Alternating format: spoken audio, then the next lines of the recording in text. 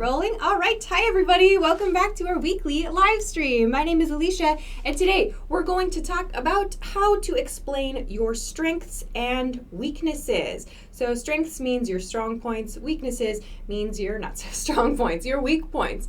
So in this lesson, I'm going to talk about expressions you can use for job and school interviews to talk about your skill sets. And then at the end of the lesson, I'm going to talk about casual expressions you can use just when you're talking with your friends or your family about the things that you're good at and not so good at. So I hope that lots of people can find something interesting from today's lesson. While we wait, please make sure to send us a message in the chat so that we can say hello to you. And please also like and share the video so that other people can find today's lesson. A couple of points. One, first, there's free stuff for you from the link below the video if you are watching on YouTube, above the video if you're watching on Facebook. If you're watching on Instagram, please check YouTube or Facebook. There is free stuff, free vocabulary sheets to download. You can choose whatever topic sounds interesting to you. Grab it, study with it. Maybe good for those of you who are at home right now a lot. I hope that it's helpful. That's announcement one. Announcement two, again, I really want to emphasize, you should send me your questions. This is a screenshot from our weekly Q&A series, question and answer series called Ask Alicia, where you can send me your questions and I will maybe answer them. I filmed a new episode yesterday, and we'll be filming more new episodes in the coming weeks. So if you think of a question about grammar, about vocabulary, about culture, whatever, if you have a burning question and you just think it would be fun to talk about in the series, please send it to me. I really do read all of them. You can find the link for this at englishclass101.com/ask-alicia. If that's too long to remember, please search our YouTube channel, English Class 101, for Ask Alicia. It's like a turquoise, a light blue color background is the picture. So please check this out. Send me your questions, and I will read them and maybe answer them. So that's that. We have our Facebook and our YouTube loaded up today. Hi, everybody on YouTube. I see lots of people. Miguel, hi. Carolina, Khan, hello. Amul, Fearless, Nurul, Sun Kid, hi, everybody. And on Facebook, a couple of people there. Hi, Bori, Sherpa, and Pierre, hi. And Jorge and Rasul Pjorn, hello. Sorry if I said your name wrong. I'm very sorry. But hi, everybody. Thanks very much for joining us live again this week. Yeah, some of you are saying you're writing from like locked down places. I know there are many people who are maybe staying in their homes a lot right now. Kind of a strange situation. So I hope that we can enjoy our time together today. I'm going to share the lesson myself. And then I'm going to get started. We're going to begin today's lesson by talking about your strengths. So strengths means your strong points, the things that you're good at doing. I'm going to talk about weaknesses in part 2, and then in part 3, we'll talk about just more casual expressions that you can use. Okie dokie, I have shared the video, so I will begin. All right, so let's get started. Let's begin over here with part 1 for today. Send me your messages in the chat. I will try to check live, but sometimes there is a lot to check, so I can't promise anything. Anyway, let's get started. Strengths. First, a very basic strength phrase. Again, strengths is the stuff that you are good at doing. So when you are in a job interview or a school interview, it's common to talk about the things you are good at. What did you study? What are your skills? What are the things that you know how to do very well? So, a very simple expression you can use to talk about a strength is I'm good at, noun phrase. I'm good at. Your preposition here should be at. I'm good at, noun phrase. Some examples. I'm good at project planning. So project planning, 2 words. This is a noun phrase. This is an activity. So your noun phrase should be some like maybe activity or like a software perhaps. I'm good at project planning, or I'm good at social media marketing. So what is your skill? I'm good at that thing. A note, you might sometimes hear I'm good with something. This is used in like to talk about, maybe you might hear like software, I suppose, used with like I'm good with computers or something like that. I'm good with software. But we use this to talk about like groups of people, or we use it to talk about like specific objects. So I just said like I'm good with computers. That means maybe like I have good technical skills. Or you might hear people say I'm good with kids. That means I'm good working with kids.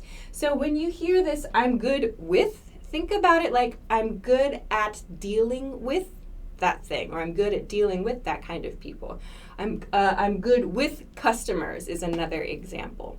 So you might hear people use with when they want to talk about a specific group of people, or like a specific object that they have some skill with.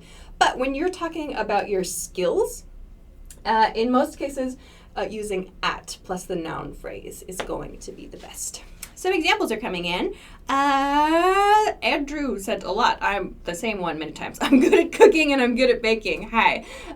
Okay, some other examples. Sun Kid says, I'm good at learning math. Okay, cool. That's maybe a good one for your studies. Hi, everybody on Facebook. I see lots of people saying hello on Facebook. Please send me your example sentences on Facebook. I will try to check them there. So again, this pattern, you can use this to talk about your work or your studies. If you're a student right now, you can use this to talk about the things you're good at in your schoolwork. So like I'm good at studying for tests, or I'm good at preparing for tests. Whatever that might be for you. Rendell on YouTube says, I'm good at guitar. Very nice. Okay, I don't see anything else.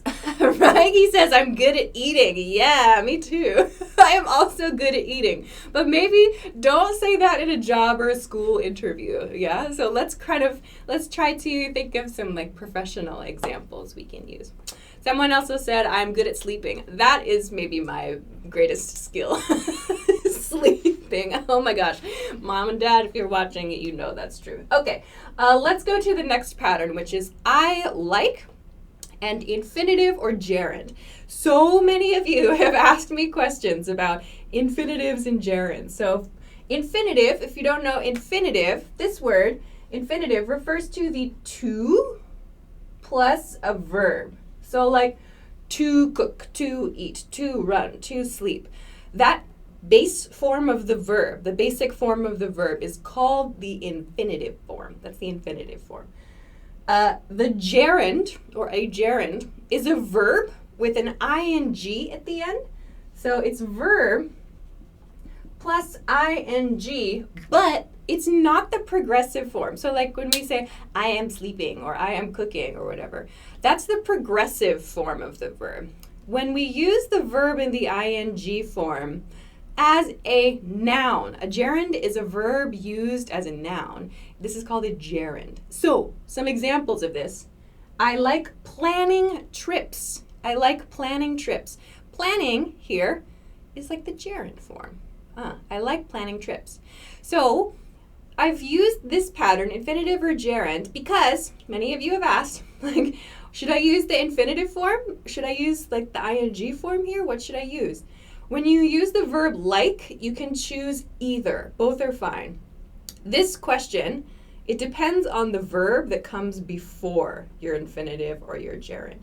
With the verb like, you can use either the to verb or verb ing form. So I like planning trips, or I like to plan trips. Both are perfect. Both are correct. They have the same feeling, same meaning. You can choose which you prefer.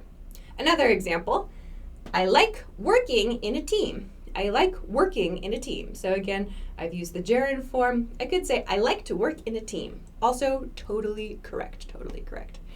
Kim says, I like listening to music. Yes. So again, this pattern, I have it here to introduce your strengths. So some of you are talking about your hobbies. Yes, you can use this pattern to talk about your hobbies. That's correct. But this, my intention here, my plan here is for you to talk about your strengths. So what do you like to do at work? What do you like to do at school? Think about this in the context, like as if you were going to a job interview. So what do you like to do at work? I like working in a team, or maybe I like working alone, or I like editing video sometimes, or I like teaching things live on the internet. So whatever your work thing is, you can express that with I like to talk about your working style. That's my intention here. Everybody's sending me sentences about their hobbies. So please send me sentences about your work preferences. What are your work or your study preferences? You guys are being very silly, which I can appreciate, but I'm not seeing many sentences about your work or your study styles. Leah, hey Leah, way to be a team player, Leah. I like arranging files neatly. Yeah, thanks, Leah. Can you please talk about Corona so we can learn some expressions? I'm thinking about it. I'm thinking about planning a lesson for it. I have it in my head, yes. Other examples, don't see any. Okay, let's go to another example. Byron has a nice one. Nice. I like working under pressure. Good. Lovely says, I like working very fast and well. Good. Okay, nice one. Miguel says, I like making programs. Yay. Okay, good. You guys have got it. You guys have got it. Okay, some work examples. Okay, let's go to this next one. The next one is a past tense expression for your topic of study. So if you have a university degree, bachelor's degree, master's degree, if you have your PhD, you can use this expression to talk about your specialty, your focus, the thing that you spent a lot of time studying and have become good at doing. So the verb here is I specialized. So past tense, specialized. I specialized in is your preposition. I specialized in, someone wrote paleontology earlier. I specialized in economics. I specialized in Japanese language. I specialized in topic of study. So you can send me now for those of you who have finished school, past tense, I specialized in your topic of study. If you are in school now, or if you are maybe a high school student, you can use the progressive tense, I'm specializing in, or you can just say I'm studying topic. If you want to express something you are doing in university now, you can say, in university, my focus is, that was very weird, like way of delivering that. Anyway, in my university, my focus is thing you're studying now, or past tense was something, something. Please, however, note, my focus is or was on. Your preposition changes in this sentence. My focus was on something, something, or I specialized in something, something. So please note that there are different prepositions used in these sentences. So please be careful of that. Examples. Good. Examples are coming in. Hi on YouTube. I specialized in systems. Okay. I specialized in business. Good. I specialized in agriculture. Okay. I specialized in math education. Good. I specialized in accounting, maybe? I specialized in university. Okay, so what was your topic of study in university? What was like your major, the thing that you focused on? I'm specializing in business law. Nice, good examples. On Facebook, I specialize in public speaking, says Sam. Very nice. Okay, good. I specialized in English language, says Woot. Hello, cool. I specialized in accounting. Nice ones. Edwin says, when should I use at university or in university? When you want to talk about your location, use at. So like, for example, now I am at the university. So you can talk about your physical location, or you can talk about like past tense. Like when I was at my university, I studied blah, blah, blah. Some people will use in to talk about their studies, like in university, I studied something, something, something. So if you want to talk about your location or the experience in your university, I've just used in, use at to talk about that. If you want to use an expression like when I was in university, use in. Depending on like British English or American English, you might hear people use different prepositions there. So I hope that was helpful for you. Good. Lots of examples coming in now. Oh my gosh. Raj says, I specialized in nature photography. Ooh, what's that? Kareem says, I specialized in amphibian evolution. Whoa, that sounds cool. That sounds cool. What's going to happen to salamanders next? That's funny to me. Okay. Mohammed on Facebook says, I specialized in studying from the Arabic world. I specialized in medicine. Cool. You have all studied very interesting things. Okay, cool. Let's move on then to this last group. So it's very common in interview situations to give, and I recommend this, to give examples to support these ideas. So if you say, I'm good at social media marketing, or I'm good at like working in a team or whatever, give an example of that.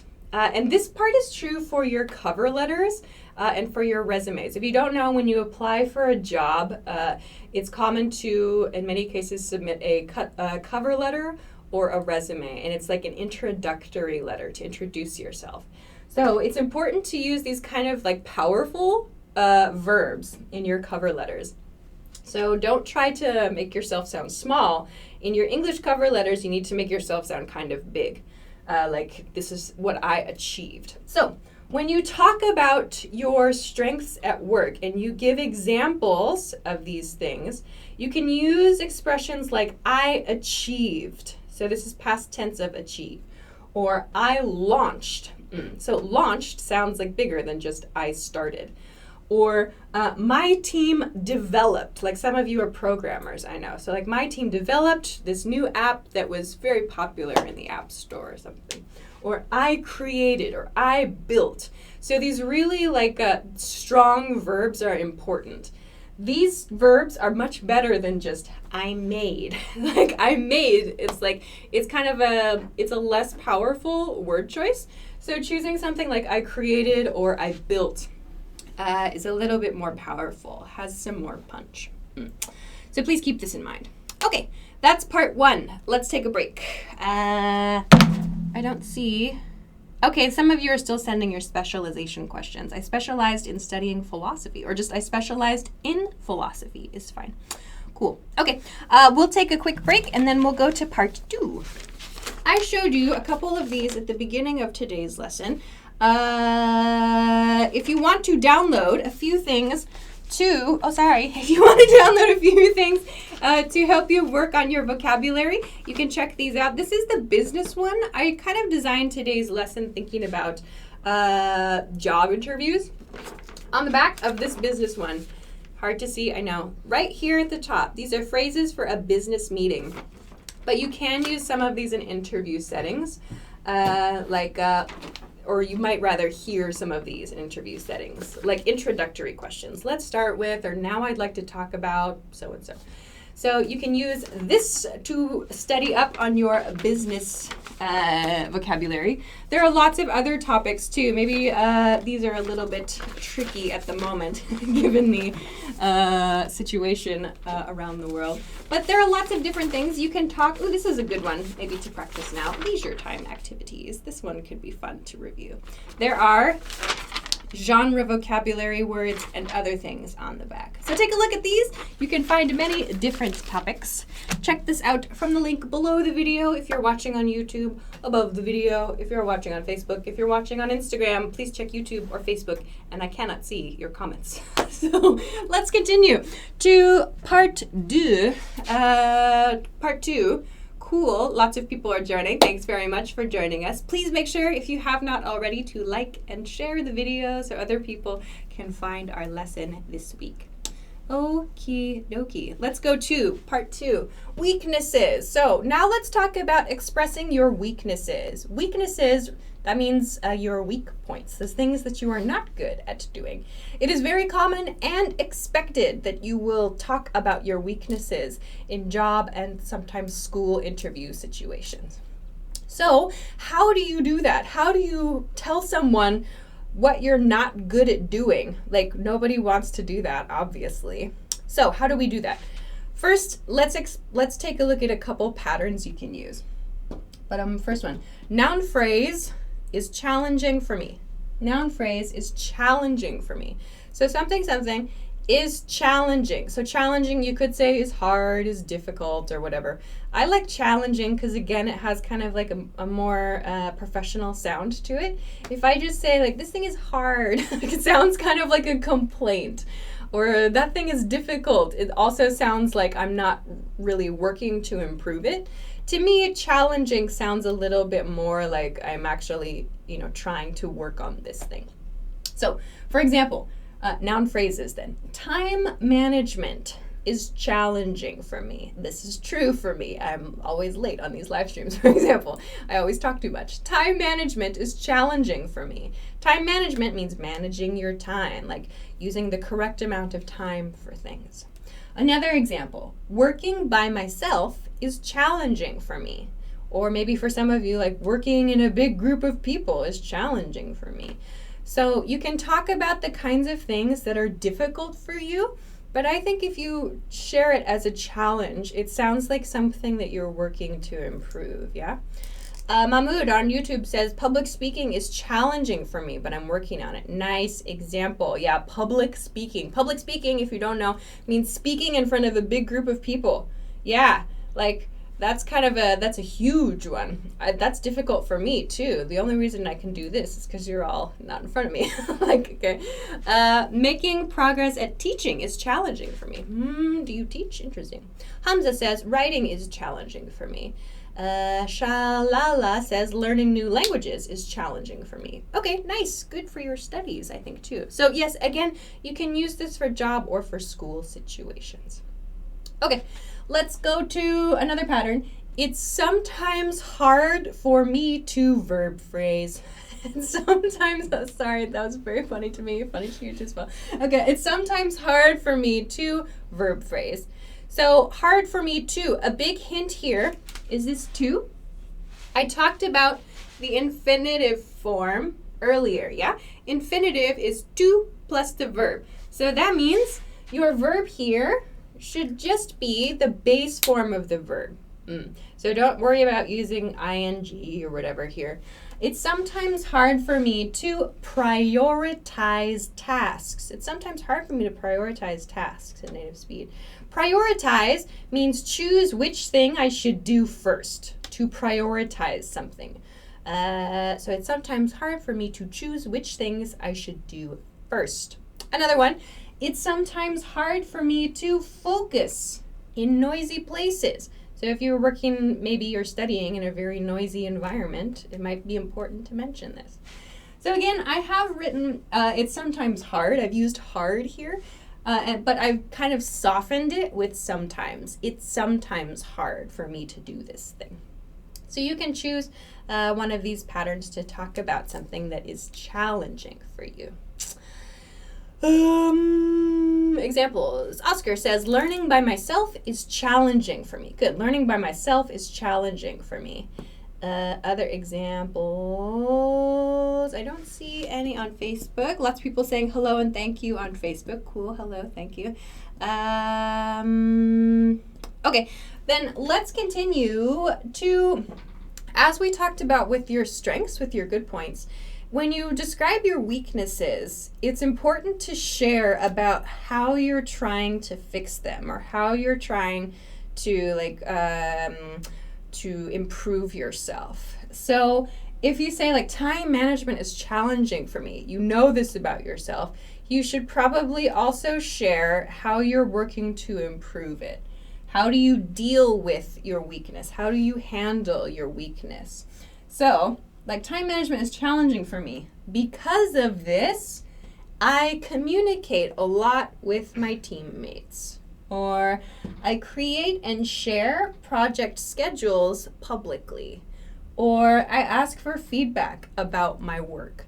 So think of like the solution or something that helps you to deal with this weakness, to deal with this like problem point that you have. And don't say, I'm perfect, I have no weaknesses. Like that's actually not a good strategy. Everybody has a weakness. So share your weakness and talk about how you deal with it. So like for example,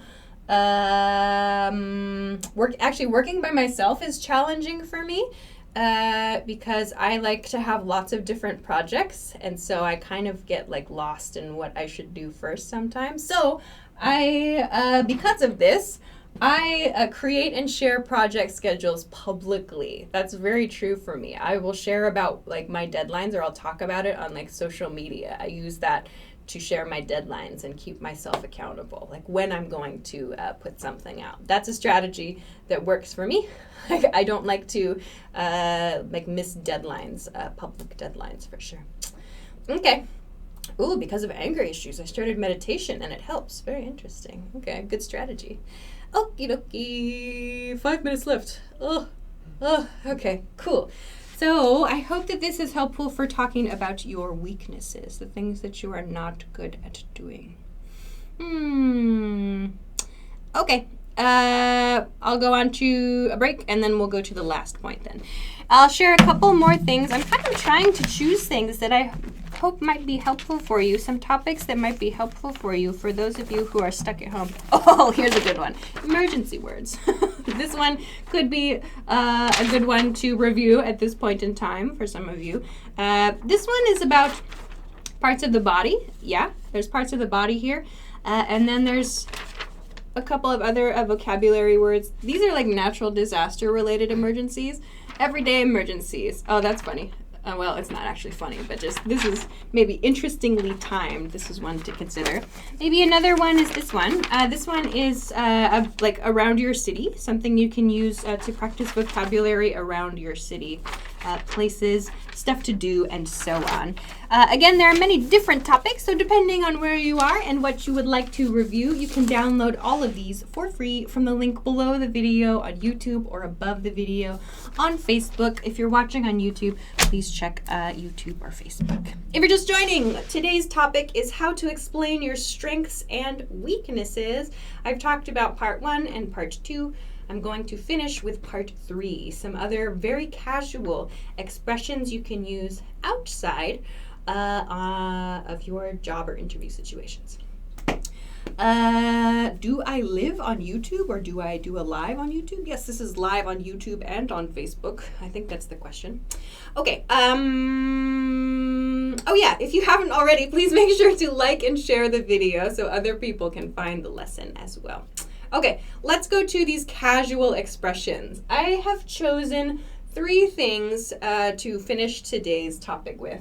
Again, these are for everyday life. So this first one I'm going to introduce, please do not use this in polite conversations. This is a very casual but very common expression we use with our friends and some of us with like our family members and so on. The expression is, I suck at something, something, something. I suck at something means I am very bad at something. We can also use this verb to suck to refer to other things, like that movie sucked, or like that music sucked, or whatever. That expresses that something was very, very bad. So please do not use this when you're talking about your weaknesses. Like if you say in a job interview, like, I suck at time management, it sounds really, really unprofessional. But this word is very common in everyday conversations. So please use this with your friends only. So we use this, I suck at, noun phrase, like an activity of some kind. For example, I suck at singing, or I suck at travel planning. Whatever the thing is that you're very, very bad at doing, you can express that with this phrase. So please be careful. So again, to suck at something means to be very bad at. Please keep in mind, yes, this verb means like to remove the air from something, like a vacuum cleaner. Like it sucks things into it. This use is slang use. So again, very casual, rough word, but very, very commonly used. Some good examples are coming in. I suck at cooking, says someone. I suck at paying attention. Good. Okay. Well, not good, but just good example sentence. Okay. Good. So this is very, very common. You can use it to talk about things you're very bad at. Okay.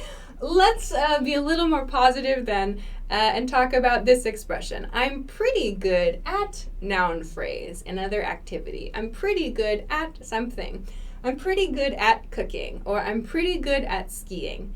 So this pretty means decently or somewhat, a little bit. But we don't say a little bit good.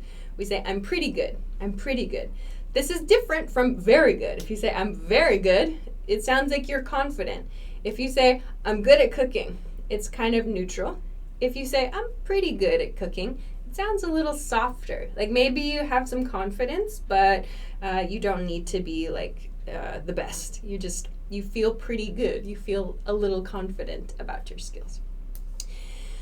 Kai says, I'm pretty good at math. Excellent. I'm not very good at math. Well, I mean, I am, like, but like, I don't know. I got to like quadratic equations in high school, and then I don't think I really went beyond that very much. Like pre-calculus, yeah. I didn't really explore it much. Anyway, on to the next one. I can't plus the infinitive verb form or a verb phrase at all. I can't infinitive verb or verb phrase at all. For example, I can't speak Chinese at all. I can't speak Chinese at all. Or I can't play guitar at all.